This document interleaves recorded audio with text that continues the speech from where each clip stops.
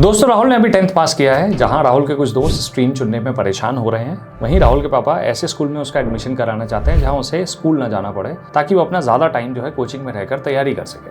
और ऐसे स्कूलों को हम बोलते हैं डमी स्कूल। राहुल ऐसा अकेला बच्चा नहीं है, और भी बहुत से बच्चे हैं जो सिर्फ एग्जाम देने के लिए स्कूल जाते हैं और बाकी टाइम अपना कोचिंग में रहकर किसी भी कॉम्पिटिटिव एग्जाम जैसे चाहे जेईई या नीट, इन चीज़ों की तैयारी करते हैं। लेकिन वो ऐसा कर क्यों रहा है? क्योंकि उसे इस बात का डर है कि कंपटीशन में कहीं वो पीछे छूट जाएगा अगर वो ऐसा नहीं करेगा तो।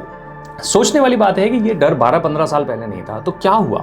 आज के इस वीडियो में हम बात करेंगे डमी स्कूल क्राइसिस के बारे में। क्या वाकई में एक स्मार्ट चॉइस है या फिर एक बड़ी क्राइसिस के रूप में बन के निकल रहा है? 2011 में आईटीएन का ठप्पा मानते थे कि लाइफ सेट है। 15 साल पहले आईआईटी एम्स से सिर्फ एग्जाम नहीं बल्कि सोशल स्टेटस बन गया था। पेरेंट्स को लगा कि अगर कोई बच्चा आईआईटी एम्स निकाल ले तो उसकी लाइफ सेट है, अब उसकी चिंता करने की जरूरत नहीं पड़ेगी। तो पेरेंट्स ने यह भी देखा कि एक आईआईटीएन का सैलरी पैकेज कई बार पूरे मोहल्ले की सैलरी से ज़्यादा होता था। तो स्कूलिंग तो सेकेंडरी बन गई और एग्जाम की तैयारी, एंट्रेंस, प्राइमरी हो गया। एक और चीज़ हुई, पहले हम बच्चों को ना ऑलराउंडर बनाना चाहते थे, मतलब उसका स्पोर्ट्स, उसकी पर्सनालिटी, सबका विकास होना जरूरी है। क्योंकि हमें लगता था अगर कुछ ऊंच नीच हुई भी तो लाइफ में ना बच्चा ओवरऑल जीत जाएगा। कॉम्पिटिटिव एग्जाम्स का लेवल आज इतना हार्ड हो गया है कि ऑलराउंडर बच्चे ना पीछे रहने लग गए। स्पेशलाइजेशन का दौर शुरू हो गया, और अगर आईआईटी निकालना है तो फुटबॉल और म्यूजिक को छोड़ना पड़ेगा। फिर आता है जियो का एक्सप्लोजन, यानी कि इंटरनेट सस्ता होना शुरू हुआ। तो पहले जो कोचिंग कोटा में जाते थे बच्चे करने के लिए, अब वो कोटा लोगों की जेब में आ गया। अब मोबाइल पे वो सारे लेक्चर्स वर्ल्ड क्लास टीचर्स को सुन सकते थे। तो चीप डेटा ने कोचिंग को डेमोक्रेटाइज तो कर दिया। अब पटना या इंदौर का बच्चा घर बैठ के बेस्ट टीचर्स से पढ़ सकता था। लेकिन इससे एक शैडो कंपटीशन पैदा हो गया। अब बच्चा 14-14 घंटे पढ़ाई कर रहा था। जो कंपटीशन 10-20 बच्चों के बीच में महसूस होता था वो करोड़ों में महसूस होने लग गया। स्क्रीन टाइम बढ़ा लेकिन सोशल स्किल्स घटने लग गई। और 2018 में एक चीज बदलने लग गई। हुआ ये कि कुछ डमी स्कूल का सिस्टम इवॉल्व होके सामने आने लग गया, एक सोल्यूशन के तौर पे कि बच्चे को तैयारी करनी है तो कोचिंग सेंटर और स्कूल्स के बीच में एक किस्म का सेटिंग था कि बच्चे स्कूल के रजिस्टर में प्रेजेंट है लेकिन फिजिकली कोचिंग में रहकर पढ़ाई करें। पेरेंट्स ने भी ये सोचा कि स्कूल में तो वैसे भी पढ़ाई नहीं होती, तो डमी एडमिशन ही दिला देते हैं। अब बच्चा दिन भर कोचिंग में पढ़ाई कर रहा था और रात में डीपीपी सॉल्व, स्कूल्स की असेंबली, रोज तैयार होकर जाना, सब कुछ टाइम वेस्ट की कैटेगरी में डाल दिया गया। लेकिन बच्चे के साथ क्या हुआ? बच्चे ने अपना सोशल सर्कल खो दिया। 2020 आते आते कोविड, जब पैंडेमिक की सिचुएशन बनी तो कोविड ने स्कूल्स की अथॉरिटी एक तरीके से खत्म कर दी। क्लासरूम का ना भ्रम टूट गया कि जब सब कुछ ऑनलाइन होने लग गया था तो पेरेंट्स ने पूछा कि स्कूल की फीस हम दे ही क्यों रहे हैं जब कोचिंग में जाकर पढ़ाई हो रही है या कोचिंग के टीचर्स पढ़ा रहे हैं। तो कोचिंग सेंटर्स ने इसका बखूबी फायदा उठाया। पेरेंट्स को यकीन दिला दिया कि सिर्फ कोचिंग ही रिजल्ट देती है। और वहीं 2021 के आसपास में एडटेक कंपनियों, चाहे वो बायजूस हो या फिजिक्स वाला, ऐसे ब्रांड्स ने यह दिखा दिया कि कोचिंग सिर्फ अमीर बच्चों के लिए नहीं है। फिजिक्स वाला ने पर्टिकुलरली मास कोचिंग शुरू करी और अब कंपटीशन जो 10 लाख लोगों से बढ़कर 40 लाख तक पहुंच गया। एक तरह का फोमो होने लग गया पेरेंट्स को और बच्चों को भी, कहीं बच्चे पीछे ना रह जाएं। इसलिए पता चलता था एक गली में बहुत बच्चे यही सब कोचिंग्स ले रहे हैं ऑनलाइन। 2030 आते आते एक चीज और समझ में आई कि इंजीनियरिंग कॉलेजेस बंद होने लग गए थे, क्योंकि इंडस्ट्री को डिग्री होल्डर्स नहीं, स्किल्ड इंजीनियर्स चाहिए थे। हालांकि ये चीज पहले से शुरू हो गई थी लेकिन उस समय बहुत ज्यादा होने लगी, तो टियर 3 कॉलेजेस की ब्रांड वैल्यू ऑलमोस्ट 0 हो गई थी। इस बात से पेरेंट में भी ये डर बैठ गया कि कहीं अगर बच्चा हमारा आईआईटी नहीं जा पाया तो बेरोजगार रह जाएगा। देखिए एक और चीज है, ये समझना पड़ेगा कि कितने बच्चे कंपटीशन में बैठ रहे हैं।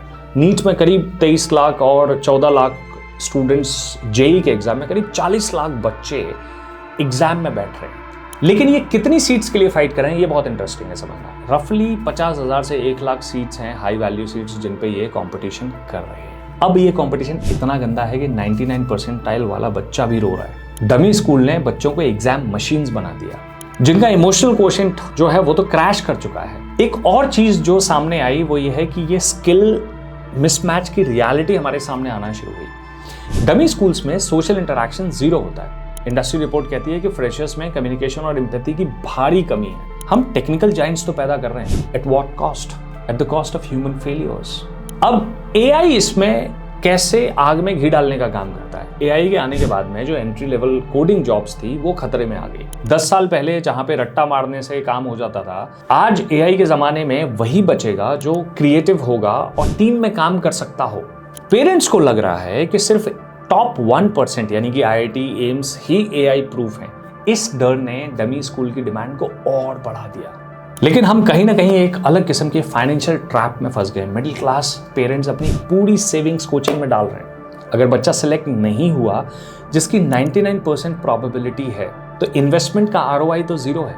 ये कोचिंग नहीं, एक गैम्बलिंग है जहां बच्चे की मेंटल हेल्थ स्टेक पर है। जैसे कि आपने कोटा के बारे में बहुत सुना होगा कि एक मेंटल हेल्थ क्राइसिस है। डमी स्कूल्स और कोचिंग का प्रेशर बच्चों को एक्चुअली तोड़ रहा है। स्कूल लाइफ के बिना बच्चों के पास स्ट्रेस बस्टर्स क्या होते थे, उनके फ्रेंड्स, स्पोर्ट्स, ये सब कुछ नहीं है।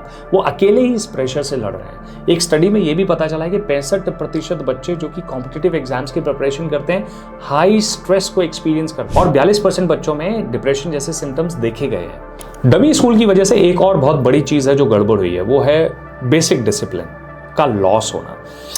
देखो, स्कूल का डिसिप्लिन जैसे टाइम पर आना, असेंबली, यूनिफॉर्म में जाना, फिजिकल एजुकेशन, ये सब गायब हो चुका है। डमी स्कूल में बच्चा सिर्फ अपने कमरे में कैद है। कॉर्पोरेट वर्ल्ड में जब टीम वर्क और कॉन्फ्लिक्ट रिजोल्यूशन की बात आती है तो बच्चों के पास कोई एक्सपीरियंस नहीं होता।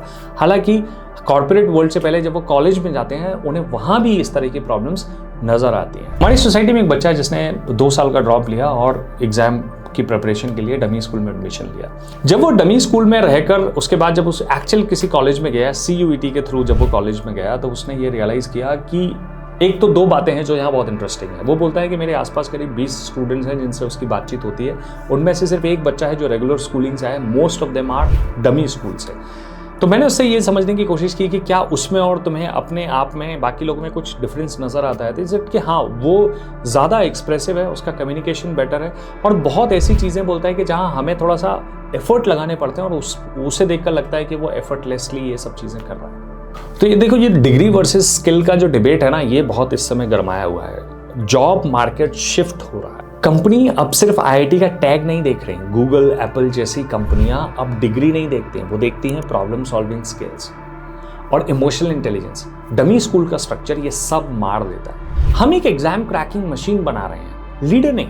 और यहीं पे ये भी चीज़ देखते आती है कि छोटे इंजीनियरिंग कॉलेज अब स्किल्स नहीं, सिर्फ स्टे दे रहे हैं। AICT की माने तो 50% सीटें खाली हैं, क्योंकि पेरेंट्स और बच्चों को ये लगता है कि अगर IIT नहीं तो कुछ और नहीं।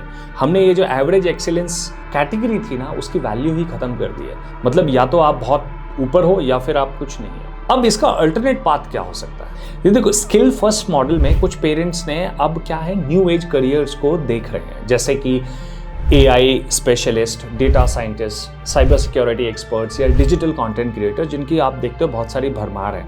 लेकिन ये अभी भी सिर्फ टॉप 1% अर्बन पॉपुलेशन तक सीमित है। हालांकि अब चीज़ें लोग समझ रहे हैं, बट फिर भी उतने एवेन्यूज़ नहीं है कि जहाँ पे Tier 2 और Tier 3 बच्चों को भी ये समझ में आए, क्योंकि वहाँ बहुत सारा भेड़ चाल है। अभी भी नीट और JEE की भेड़ चाल में ही फंसे हुए हैं। अब इसका सोल्यूशन क्या है? एक तो देखो, स्कूल में करिकुलम में एग्जाम प्रिपरेशन को जगह देनी पड़ेगी। CUET जैसे एंट्रेंस एग्जाम्स को भी उतना ही वेटेज या उतना इनके बारे में अवेयरनेस होना चाहिए कि बेटा ज़रूरी नहीं है कि सिर्फ नीट और JEE ही सब कुछ है, आपको अच्छे कॉलेज में एडमिशन फिर भी मिल सकता है। What do you think about this crisis? Let me know in the comments. Join the discussion in the comment. आप अपने विचार ज़रूर साझा करिए कि आपको क्या लगता है इस प्रॉब्लम के बारे में, और do you even see it as a problem, और is it क्या हमने नॉर्मलाइज कर दिया है डमी स्कूल्स को?